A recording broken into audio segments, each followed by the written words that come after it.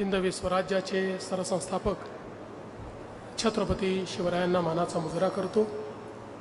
भारतीय राज्यघटनेचे शिल्पकार भारतरत्न डॉक्टर बाबासाहेब आंबेडकर यांना मानवंदना अर्पित करतो। आज जालना रेशीमकोष बाजारपेठ लोकार्पण सोहळा, अंबड पोलीस स्टेशन लोकार्पण सोहळा आणि 7 प्राथमिक आरोग्य केंद्रांचा लोकार्पण सोहळा या कार्यक्रमामध्ये मंचावर उपस्थित असलेल्या आपल्या जिल्ह्याच्या पालकमंत्री आणि राज्याच्या पर्यावरण मंत्री माननीय पंकजाताई मुंडे, आपल्या वस्त्रोद्योग विभागाचे मंत्री माननीय संजय सावकारेजी, मंचावर उपस्थित माननीय आमदार बबनरावजी लोणीकर, अरुणजी खोतकर, संतोषजी दानवे, नारायणजी कुचे, हिकमतजी उडान, माननीय खासदार कल्याणराव काळे, आमचे मित्र राजेशजी टोपे, श्री अरविंदजी चव्हाण, वंदनाताई मगरे, विलास बापू खरात,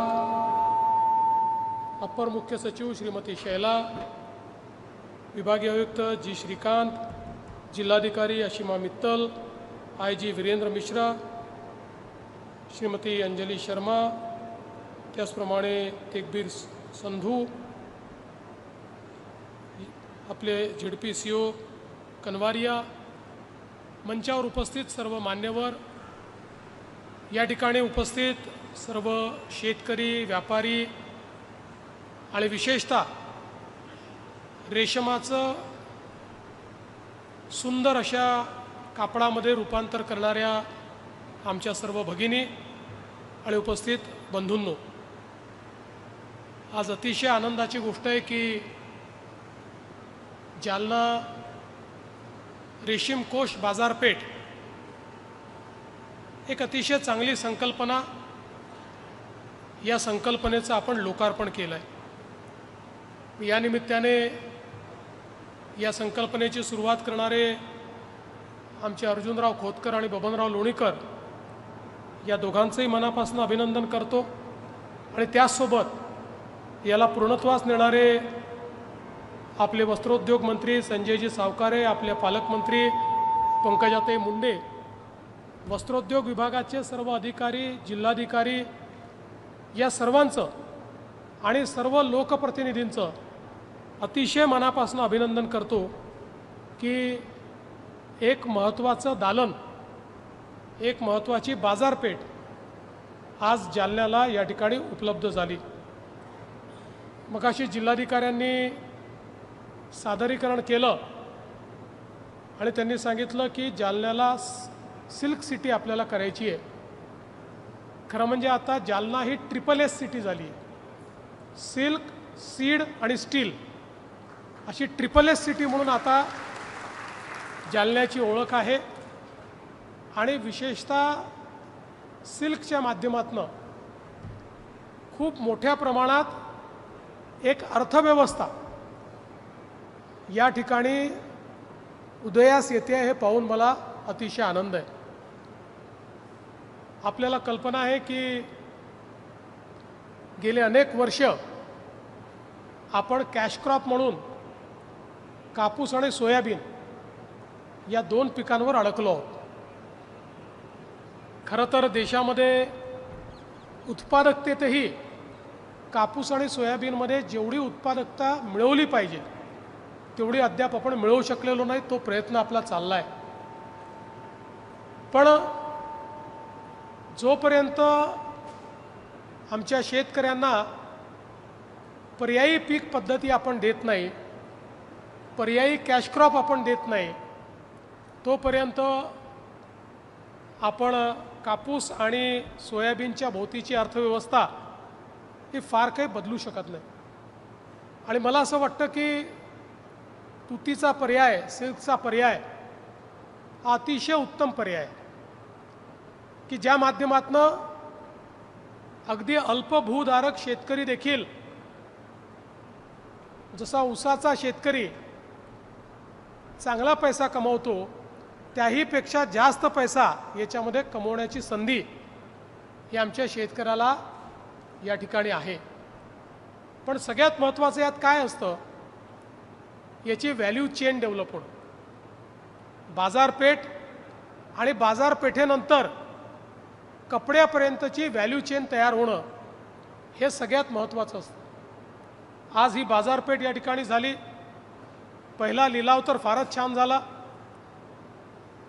मी टोपे साहेबांना सहज विचारत होतो, मी म्हटलं साधारणपणे काय दर असायला पाहिजे. ते म्हणाले साधारण 700 असतो. आज अर्जुनराव तुम्ही असा जोर लावला, रोजच तुम्ही येत जा आता इथे आणि सगळ्यांना सांगत जा. आज जसं 760वर पोचवलं 960वर, तसं रोज येऊन इथे जेव्हा लिलाव होईल त्यावेळी सगळ्या प्रतिनिधींनी उभं राहून सगळ्यांना पंप करायचं आणि जास्तीत जास्त भाव कसा देता येईल हा प्रयत्न आपल्याला निश्चितपणे या ठिकाणी केला पाहिजे. पण त्याचसोबत ही संपूर्ण व्हॅल्यू चेन ही तयार करण्याच्या संदर्भात आता या ठिकाणी वेगवेगळे प्रयोग आपण बघितले. चौकी देण्याच्या संदर्भातला विषय असेल, वेगवेगळ्या पद्धतीनं त्याच्यावर जी प्रक्रिया करावी लागते त्या प्रक्रियेकरता ड्राईंग असेल, या सगळ्या गोष्टीची जी व्हॅल्यू चेन ही आपण या ठिकाणी तयार करतो. आणि आमच्या काही भगिनी साडी विणत होत्या अतिशय सुंदर, आणि त्यांना आम्ही विचारलं तर त्या म्हणाल्या दिवसाला एक आम्ही म्हणू शकतो. पण त्यांनी एक अजून गोष्ट सांगितली ज्याकडे पंकजाताई आपल्याला लक्ष द्यायला लागेल. त्यांनी सांगितलं आमच्या घरीच आम्हाला लूम द्या, तर आम्ही जास्तीत जास्त साड्या या ठिकाणी तयार करू शकू. आपण नाशिक आणि पैठण या ठिकाणी येवला या सगळ्या भागामध्ये आपण बघितलं की इतके सुंदर पैठणीचे क्लस्टर तयार झाले.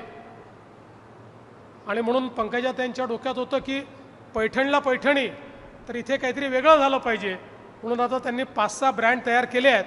आता सगळ्यांनी मिळून त्याचा निर्णय करायचा आहे. पण मी निश्चितपणे सांगतो, मी इतके वर्ष पंकजाताईंना ओळखतो, त्यांना फार चांगला सेन्स यातला आहे. त्यामुळे त्यांनी जर तो ब्रँड निवडला तर तो निश्चित यशस्वी होईल याबद्दल माझ्या मनामध्ये काही शंका नाही. त्यामुळे जालन्याचा एक नवा ब्रँड हा आपल्याला या निमित्ताने तयार करता येईल. आता आपल्याला माहिती आहे की जालन्याचा ड्रायपोर्ट देखील सुरू झाला आहे.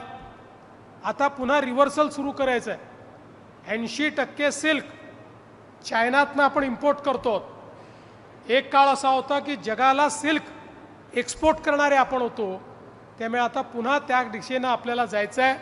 आणि म्हणून मला असं वाटतं की त्या दृष्टीनं एक चांगली व्यवस्था या ठिकाणी झाली.